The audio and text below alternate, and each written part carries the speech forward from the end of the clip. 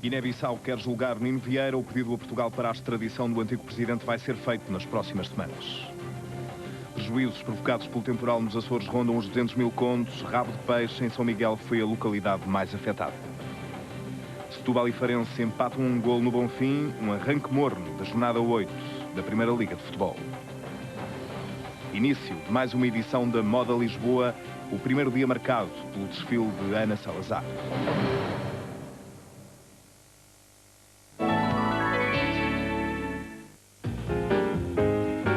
Agora que já conhece estas taxas, venha descobrir as outras vantagens do nosso crédito à habitação. Disponível no Crédito Predial Português, nos bancos Pinto e Souto Maior e Tota e Açores. O crédito mais perto de si.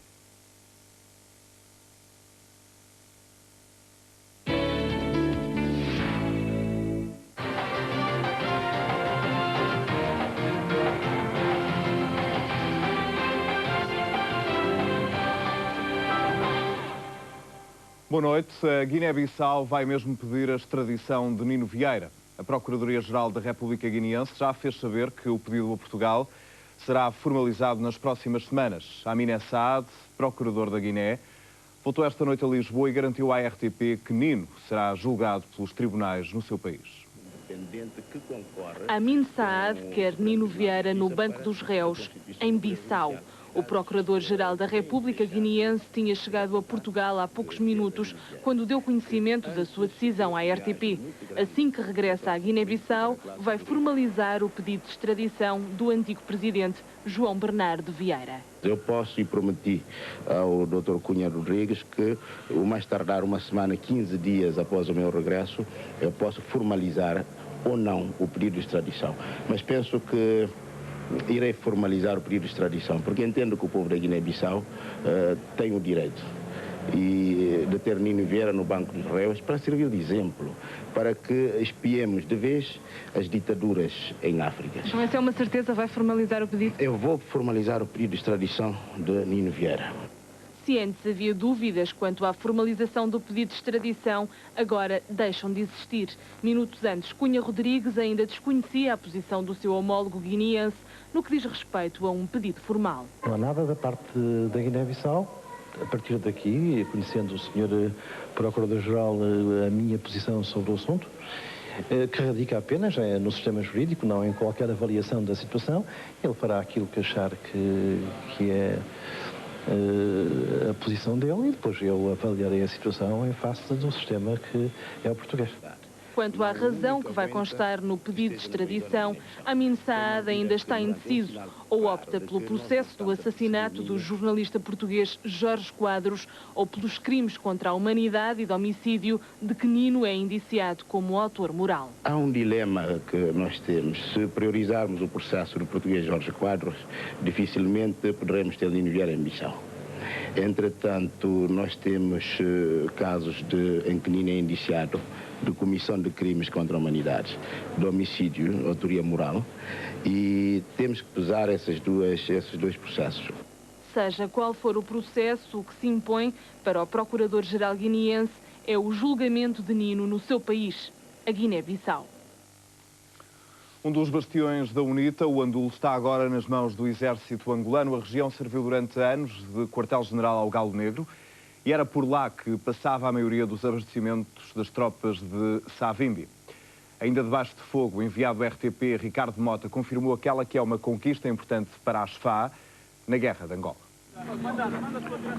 O Andulo, nomeadamente o aeroporto local, ainda registra alguns bombardeamentos das tropas da UNITA que asseguram a retaguarda da sua fuga para a província do Mochico. É assim que acontece quando aumenta o tráfego aéreo na zona ao serviço das Forças Armadas angolanas. Bombardeamentos de pequena escala, efetuados a mais de 30 km e que poucos estragos têm causado na área. De resto, no centro da vila do Andulo, estes bombardeamentos não se fazem sentir. A SFA tem o controle efetivo da situação. Agora, na residência que serviu de quartel-general a Jonas Savimbi, está o comandante da frente do Bié, o tenente-general Simeoni. Aqui, no último reduto da UNITA, visitamos um dos maiores bunkers de Angola. Tem mais de 100 metros de comprimento e servia de quartel-general a Jonas Savimbi e ao seu comando operacional. A leste do Andulo e na perseguição da UNITA, encontramos uma das frentes avançadas da SFA. As últimas vitórias sobre a UNITA nas zonas do Bailundo, quartel político, Mungo, quartel de logística, e há poucos dias Andulo, quartel militar, estão a dar ânimo aos soldados das Forças Armadas angolanas que não se cansam em celebrar as vitórias alcançadas. Todo este material foi apanhado pelas Forças Armadas angolanas às tropas da UNITA depois de terem tomado já a vila histórica para a UNITA do Andulo. A frente avançada da SFA vai agora em perseguição ao que resta das últimas tropas de Jonas Savimbi. Um mês atrás, ainda aterraram aviões com material aqui no município do Andulo. Tanto material sofisticado, material altamente moderno. Se vocês repararem os tipos de mísseis que tem, antitanques, vão ver que são os últimos, o material mais moderno antitanque que a Ucrânia, talvez, os países fabricantes lançaram para o mercado. Agora o objetivo da SFA é de perseguir a UNITA e reduzir a força militar de Jonas Savimbi ao último homem. O objetivo principal é o Jonas Savimbi e os seus homens ainda armados. Uma tarefa difícil, já que informações militares dizem que grande parte dos efetivos da UNITA está de volta à guerrilha, em grupos dispersos e sem grande capacidade de comunicações com o que resta do quartel-general, comandado por Jonas Savimbi. Mas o objetivo, naturalmente, é perseguir o inimigo até a sua última toca. Mas que há aspectos que ainda é necessário compreender melhor para definir o quadro das coisas. Esta é parte do material capturado pelas Forças Armadas angolanas às tropas da UNITA quando entraram no Andulo no passado dia 16. Mesmo assim, apesar de haver focos de resistência, são grupos isolados da UNITA que estão à volta do Andulo. Todo o quartel-general já se mudou e, segundo informações militares, está mesmo a ir em direção à província do Mochico, com a imagem de José Cabina, Ricardo Mota, RTP, Andulo, província do Bié. Em Timor, um dos momentos mais esperados, aconteceu finalmente o regresso de Xanana Gusmão a Dili. Era madrugada em Lisboa quando o líder da resistência discursou pela primeira vez na terra que durante anos defendeu como independente. Foi um discurso emotivo que provocou muitas emoções. A notícia da chegada de Xanana correu de boca em boca e em pouco tempo milhares de pessoas em Romaria dirigiram-se ao antigo palácio do governador. Pela primeira vez, em liberdade, puderam gritar de alegria e chorar as mortes em voz alta junto deste líder incontestável. Viva Timor-Leste! Viva povo Mabere! Viva Politeu! A tudo vai de arrasi cadê? Ita povo ida que bebe. Povo ida que brane, povo que não renova se candelara. Simo quanto tudo. Oh, imoro. Mas tira toma, a sua tira toma que não vai mate. Então, tira.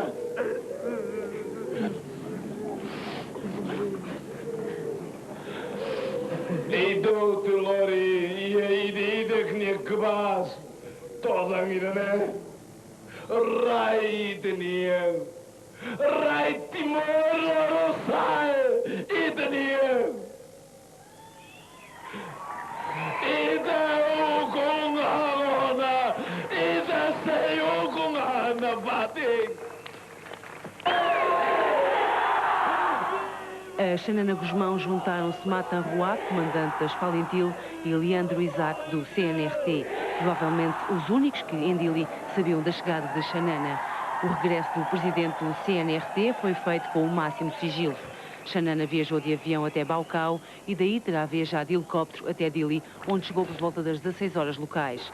A segurança de Xanana, a seu próprio pedido, foi feita por militares brasileiros integrados no contingente internacional. A presença do líder do CNRT em Dili agitou toda a cidade. A satisfação estava bem patente no rosto dos timorenses. Gostou de ouvir Xanana Gusmão? Eu gosto muito. Porque esse é o nosso líder, né? Ele que lutou pela nossa pátria, Timor-Leste. Não é sozinho, mas não, todos nós. Ele tocou acerca da nossa luta durante 24 anos e o sofrimento que os indonésios fizeram até dia 30 de agosto. Depois da resolução do dia 4, eles fizeram mais pior que ainda, durante os 23 anos para trás. Mas gostou de ver Xanana Gusmão em Timor-Leste? Sim, gostou gostamos. de ver em Dili? Sim, gostamos. Todos nós gostamos. O que é que esperam do comandante Xanana? Agora esperamos a presença dele para poder construir a nação de Timor para o futuro dos nossos filhos e os nossos netos. A expectativa é grande também no quartel-general das Falentil, em Remexiu, a 30 km de Dili. Paredes meias com a casa, onde a resistência Interfet elaboraram o plano de regresso de Xanana Gusmão, prepara-se agora a recepção ao líder. Xanana deverá visitar Remexiu na próxima segunda-feira. E foi a Dili que hoje chegaram também cerca de 2.000 timorenses que se encontravam refugiados em Cupango, um regresso feito por mar num barco que até se podia chamar o barco da alegria. Tais foram as reações dos timorenses assim que avistaram terra. O terror e o sofrimento parecem estar a chegar ao fim. A alegria volta aos corações dos timorenses no dia que marca o regresso a casa. Nem mesmo o cansaço da viagem lhes tira o sorriso de quem espera a todo custo a liberdade por que tanto lutaram e sofreram. Desde as 5 horas, quando nos aproximávamos da costa, porque houve um atraso, sim, viam-se as pessoas na ponta expressar a sua satisfação e a chorar, mas era um choro de alegria. Depois da violência que eclodiu no pós-referendo de 30 de agosto, cerca de 370.000 timorenses foram obrigados a deslocar-se para Timor Ocidental. No regresso, não esquecem os que ainda ficaram para trás e temem pela sua segurança. We have the first return by ship, which is a big step forward. 2,000 people have been boarded from Kupang and arrived this morning in very good shape, and this is an enormous step forward for the future of the operation of return from West Timor. Todas as preocupações são poucas, as tropas empenham-se no controle da bagagem, a caça às armas continua. Em Eucussi foram desarmados 40 milicianos no dia em que as tropas entraram no território. Por estar situado na parte ocidental de Timor, a Interfet ainda não tinha chegado ao enclave. O comandante da Força Multinacional garante agora a presença das tropas em todo o território de Timor-Leste. A moeda será o escudo, a língua oficial o português e Aileu vai passar a ser a capital timorense. O Conselho Nacional da Resistência anunciou em Darwin os planos que tem para Timor. O enviado especial da RTP à Austrália, Rani Carvalho, tem o retrato sobre o futuro do território. O estudo da divisão administrativa de Timor-Leste foi-nos apresentado pelo próprio Presidente da Comissão de Planeamento e Pesquisa. Em 3 províncias. A primeira seria, portanto, esta zona toda da Ponta Leste, que seria uma província da Ponta Leste. Esta zona é uma zona de grandes potencialidades turísticas e nós pretendemos, portanto, ir mais para o ecoturismo, aproveitando, portanto, as características muito específicas da Ponta Leste, especialmente de Los Paulos, zona de Los Paulos e de Biqueque. E essa área seria, à partida, portanto, uma área mais vocacionada para o turismo. E depois haveria uma província norte e província sul, divididas pela fronteira natural que existe, que é uma cordilheira de montanhas que se estende por este lado. A zona norte é aquela onde estão as plantações de café, zonas mais apropriadas para a plantação de café e que produzem café de melhor qualidade. A zona de Hermera, a zona de Fato Besse, Liquiçá, etc. A exploração do mármore e de outras pequenas indústrias é outro dos destinos da província do norte de Timor-Leste. Esta área é mais dotada para a agricultura. Temos duas colheitas por ano, por 2 períodos de chuva, e estamos a pensar, portanto, na produção agrícola de forma a abastecer o norte do território. Beaço será o novo porto desta província e poderá permitir que Darwin receba produtos muito mais baratos que aqueles que recebe do sul da Austrália. Esta zona do Eucussi, que irá encontrar muitas dificuldades de ligação por terra para este lado, seria uma zona autónoma que dependeria diretamente, portanto, da capital política aqui no centro. Aileu deverá ser a próxima capital política de Timor-Leste. Aí ficaria, portanto, todo o centro de decisões políticas. Seria, portanto, na zona de Aileu, que é uma zona central, de fácil acesso e estrategicamente colocada em relação a estas províncias. Tudo projetado a pensar em ter Portugal por perto. Tive o prazer de ouvir, inclusivamente, o comandante Xanana Guzmão, numa das nossas reuniões plenárias, dizer que, se ele pudesse e por vontade dele, pegava em Portugal e punha ali ao pé de Timor, porque é com Portugal que nós vamos viver eternamente. Hernani Carvalho, com Carlos Pinotti e Manuela Portela, RTP, Darwin, Austrália.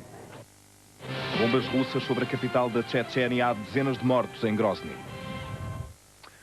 O tempo nos Açores vai melhorar nas próximas horas. O Instituto de Meteorologia prevê que o mar acalme e o vento sopre mais fraco. Ontem receou-se o pior com ondas que ultrapassaram os 10 metros. Hoje começou a fazer-se o balanço dos estragos. Para já os prejuízos ascendem a 200 mil contos só na ilha de São Miguel. Esta casa não voltará a ser habitada. Alzira Inácio e o marido estão alojados provisoriamente nesta outra casa, também ela condenada pela erosão da costa na zona do Bandejo. Foi a solução encontrada para fazer face ao imediato. As condições são muito más cheiro, muitos ratos e durmo tudo aqui muito mal amanhado. Não tem casa de banho, não tem nada. É uma tristeza. A sua casa não pode voltar a ser habitada? Não tem condições, os senhores podem ir ver, lá não tem condições de habitar ninguém. E tem medo, lá está, porque ela está caindo os pontos. A mesma sorte teve esta outra família em Rabo do Peixe. O mar invadiu-lhe a casa e destruiu-lhe o recheio. Também aqui, governo e autarquia vão ter de ajudar a resolver o problema. As autoridades estiverem aqui agora, estiverem vendo e disserem que aqui não era casa já para construir. E quem vê o que é que deviam fazer. Eu disse a eles, quanto mais depressa fosse possível, desarrascarem uma casa que fosse como aquela, que seja ou para cima, desarrascar que eles estão dormindo mal. Estão dormindo com 3 famílias aqui dentro e com a minha sogra. Há 4 famílias desalojadas e os prejuízos na habitação em São Miguel e na Graciosa ascendem a 80 mil contos. No porto de pesca de Rabo do Peixe em construção, os estragos são maiores do que se supunha. A estrutura do molho foi também afetada pela força das ondas. Só na parte emersa o prejuízo é de 100 mil contos. O estado do mar ainda não permitiu avaliar os estragos na parte submersa. O mau tempo voltou esta tarde à zona ribeirinha do Porto. Na Cantareira e Foz do Douro, casas, ruas e jardins ficaram de repente alagados. A situação pode repetir-se esta madrugada quando a maré voltar a encher. As investidas do mar durante a maré alta inundaram ruas e casas. Segundo os moradores da Cantareira e da Foz, na cidade do Porto, a situação agravou-se há 2 anos. Com a descida das águas, ficou o lixo que os funcionários da Câmara se apressam a remover. O problema parece residir na Barra. A solução para isto terá que ser, com urgência, intervir na Barra do Douro. Com urgência. Independentemente de notáveis ou de meios notáveis. Tem que se intervir com urgência na Barra do Douro. Parte da Foz ainda não tem saneamento ligado à rede pública. Os esgotos vão diretamente para o rio. E o refluxo da maré causa alagamentos nas casas. O ajardinamento feito na Cantareira também merece reparos. Eu moro aqui há 30 anos, a água nunca me bateu aqui, nunca entrou aqui dentro da minha casa. Entrou hoje e pela primeira vez, já entrou aqui há uns tempos atrás, já com o bico ali feito e reclamei. Segundo as previsões da meteorologia, a freia-mar, por volta das 2 da madrugada, terá a ondulação ainda mais forte. No sul do México, o mau tempo continua a causar inundações. No estado de Tabasco, as cheias obrigaram as autoridades a retirarem de uma cadeia todos os presos. A tragédia ainda não chegou ao fim. As chuvas torrenciais que têm caído no México nas últimas semanas já fizeram cerca de 400 mortos. No sul do México, a população está há várias semanas sob os efeitos das tempestades tropicais. No estado de Tabasco, as chuvas que caíram nos últimos dias já afetaram mais de 150 mil pessoas. Rios a transbordar, estradas cortadas, transportes engolidos pelas águas, o resultado mais evidente de 30 horas de chuvas ininterruptas. Devido ao temporal, as autoridades mexicanas tiveram de transferir os presos da penitenciária de Villahermosa. Havia reclusos que tinham água pelo pescoço. Outra situação que as autoridades parecem não resolver de modo satisfatório é a distribuição de alimentos. Esta mulher lamenta-se da falta de comida. Tenho uma filha doente e o meu marido está desempregado. Este é um quadro que, por certo, se repete em milhares de famílias mexicanas. Algumas perderam tudo, os seus haveres, as suas casas e a sua sobrevivência. Estas inundações já causaram pelo menos 370 mortos. Mais de 350.000 tiveram de ser evacuados para locais mais seguros.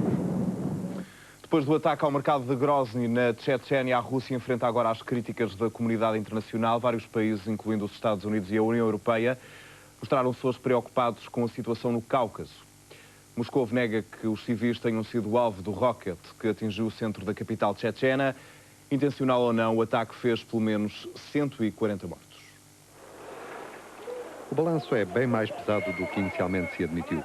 Fontes chechenas falam de 137 mortos e 270 feridos. Este é o aspecto com que ficou o mercado de Grozny. O ataque, segundo os chechenos, teria sido feito com mísseis e a destruição é enorme. Crateras de explosão no chão e vestígios de sangue. As imagens chechenas mostram também os mortos, sobretudo mulheres, e os numerosos feridos a serem tratados nas degradadas instalações do hospital de Grozny. Moscou admite um ataque, aquilo que chamaram uma operação especial contra o mercado de armas, mas disse também não ter atingido civis. Esse ataque, que visava exterminar os guerrilheiros, teria sido feito ao anoitecer e dirigido a um local junto da Bolsa de Valores, normalmente utilizado por traficantes de armas. A operação teria ainda, segundo os russos, sido executada a uma hora em que os cidadãos pacíficos não frequentam o mercado. As declarações, no entanto, não conseguem explicar tantos mortos civis e muito menos o perfil das vítimas, dos alegados traficantes de armas. Esta operação especial pode não ter sido desejada em Moscou, mas acabou por comprometer resultados que o primeiro-ministro russo Vladimir Putin esperava obter na cimeira de Helsínquia com a União Europeia. Recebido no exterior com manifestações de apoio à causa chechena, Putin, que teve nesta reunião o seu batismo internacional, conferenciou com os líderes da União. A agenda era alargada, mas acabou por se virar quase totalmente para a questão da Chechênia. Moscovo queria um apoio inequívoco contra o terrorismo checheno, mas depois deste trágico acontecimento, a União, que até agora se manifestara prudente, parece ter começado a alimentar dúvidas sobre os verdadeiros terroristas. Os europeus consideram a reação russa desproporcionada e estão profundamente preocupados com o rumo dos acontecimentos na Chechênia. Em tom bem mais duro do que o esperado, exortou Moscovo a procurar uma solução diplomática para a questão chechena.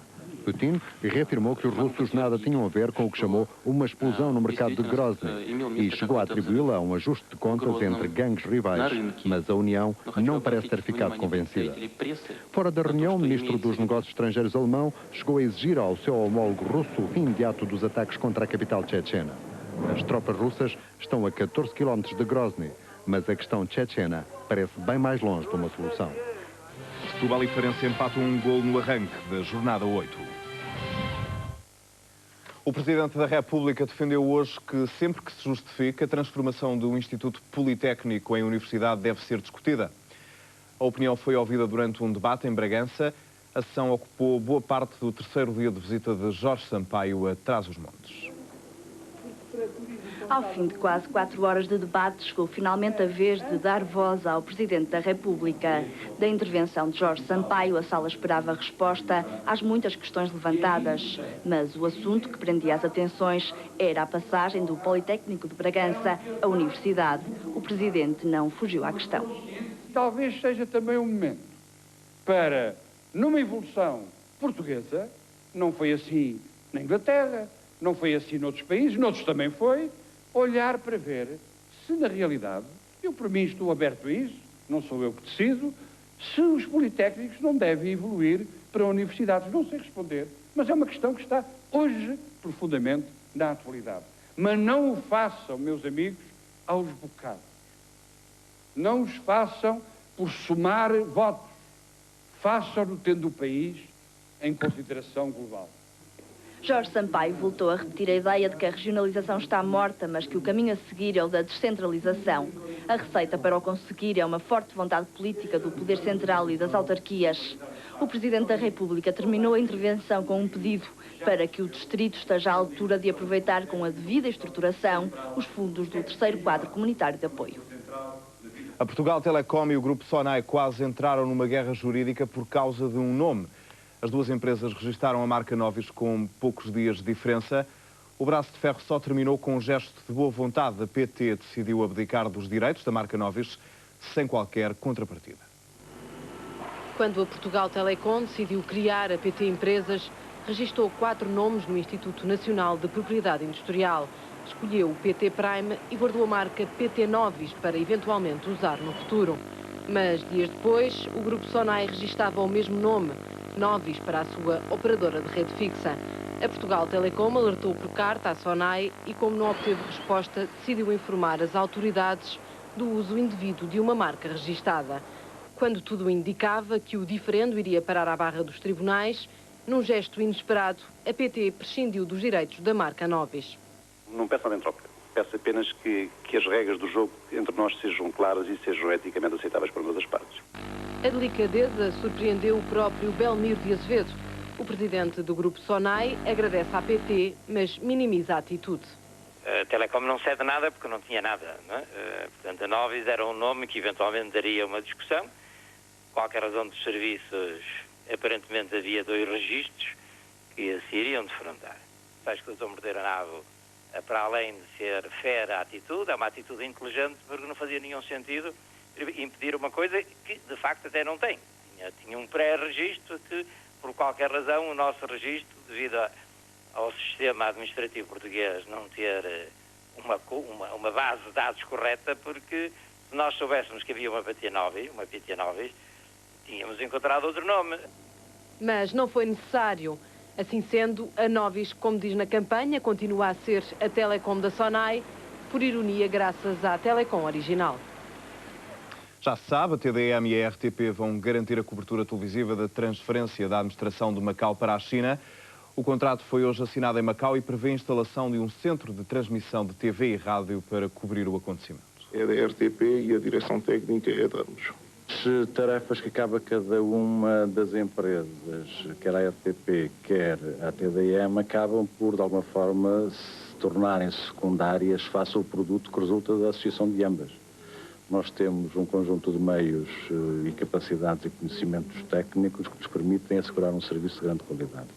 Como há bocado foi referido, alguns dos meios terão que ser alugados, até porque estamos a tratar de mobilizar uma quantidade muito grande de equipamentos e de pessoas para desenvolverem um trabalho que se concentra num período temporal muito curto. Estamos a falar de 3 dias e com maior incidência num dia e, portanto, não seria possível contar apenas com os meios de cada uma das empresas. Há que alugar muitos que se utilizarão durante aquele curto espaço de tempo.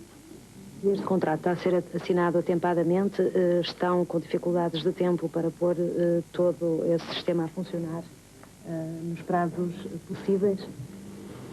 Hoje alguém dizia que Deus é macaense, não é? Eu disse que Nossa Senhora de Fátima é portuguesa, portanto isto vai correr tudo bem, mas para além destes aspectos, que é uma brincadeira, tudo está naturalmente planeado. As etapas estão devidamente enquadradas numa planificação que considera também a existência de alguns imprevistos. Portanto, não contamos que tenhamos qualquer perturbação.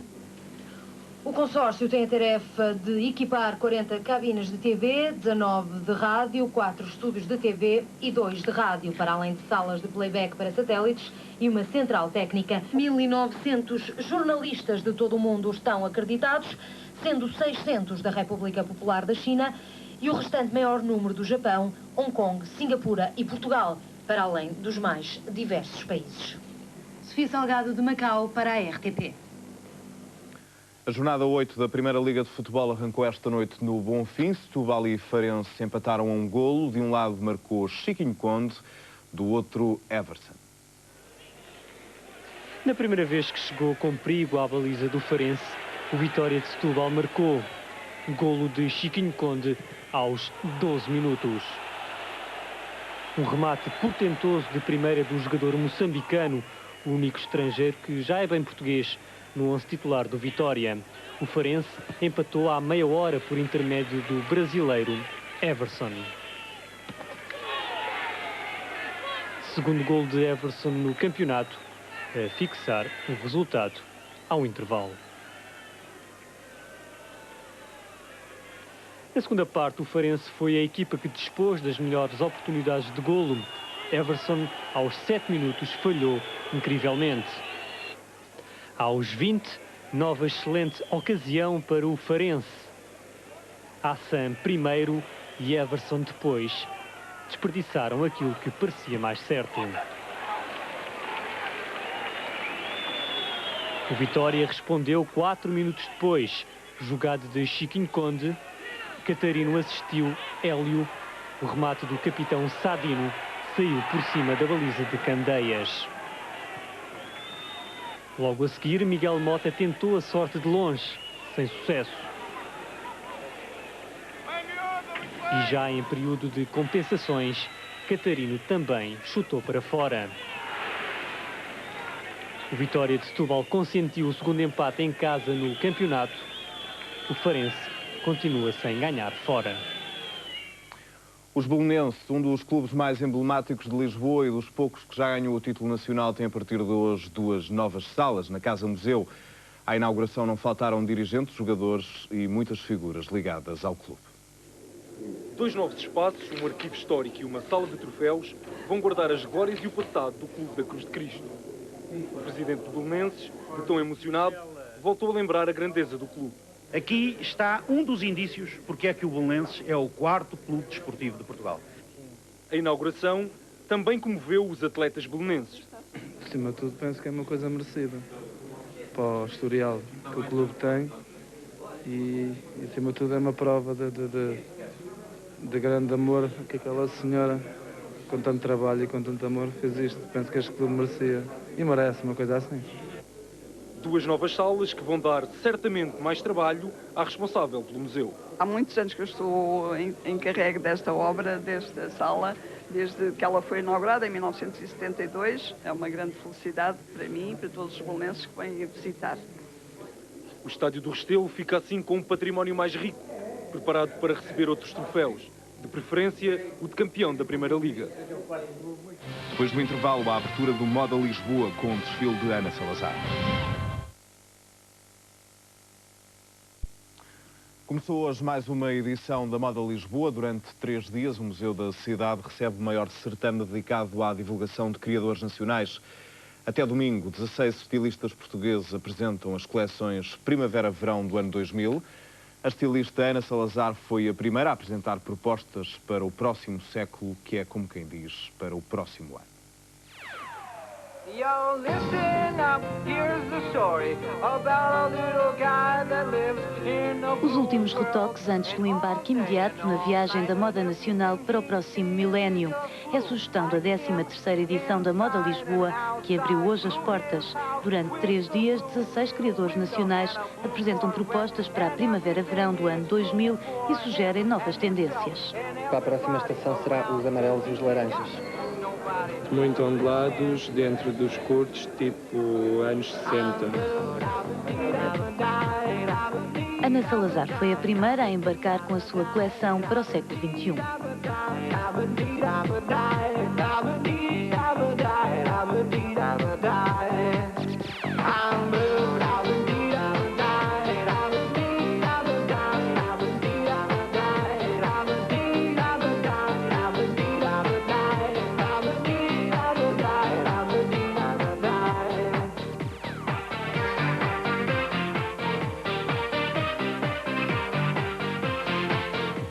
Influência do deserto, tecidos muito leves, levíssimos. Toda a coleção tem um movimento contínuo, portanto, mexe imenso. Claro que há sempre o preto, mas de qualquer forma, em termos gerais, a coleção vai ter um ar de cor. Eu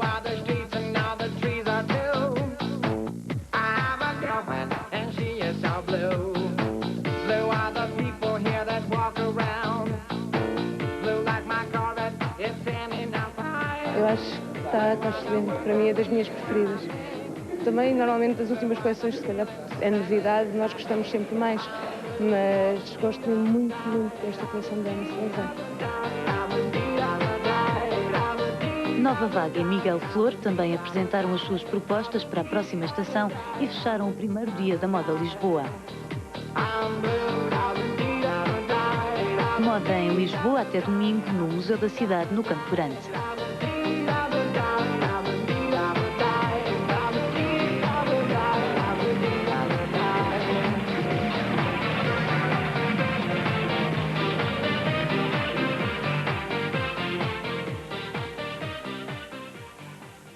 as tendências portuguesas para o próximo ano. Tudo sobre A Minha Mãe, o último filme de Pedro Almodóvar, estreou hoje em Portugal.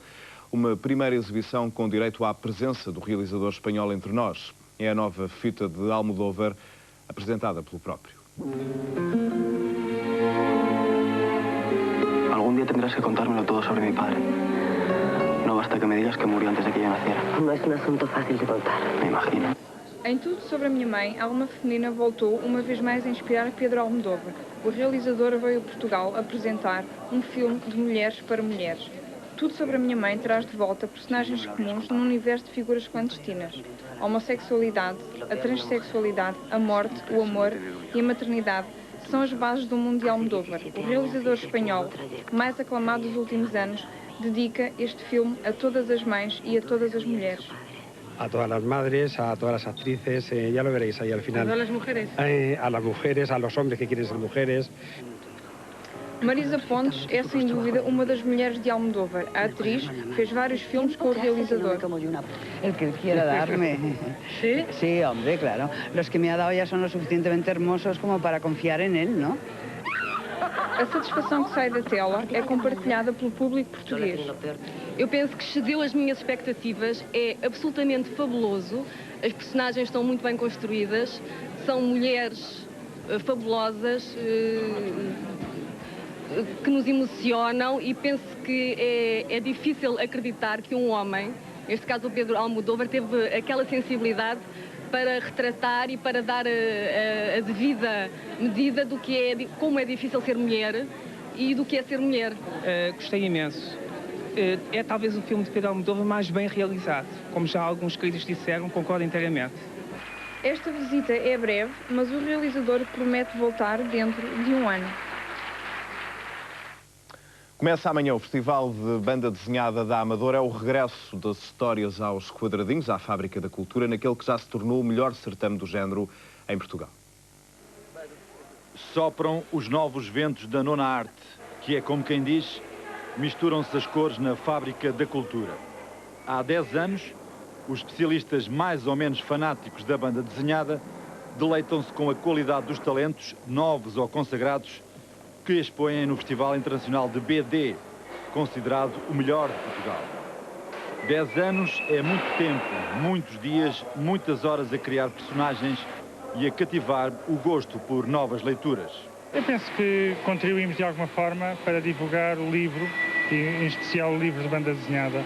Penso que a banda desenhada saiu de alguma crise e de alguma clandestinidade na zona de livrarias ou da zona da retaguarda das livrarias para ocupar as montras, para ocupar um espaço nas bibliotecas com muito mais visibilidade.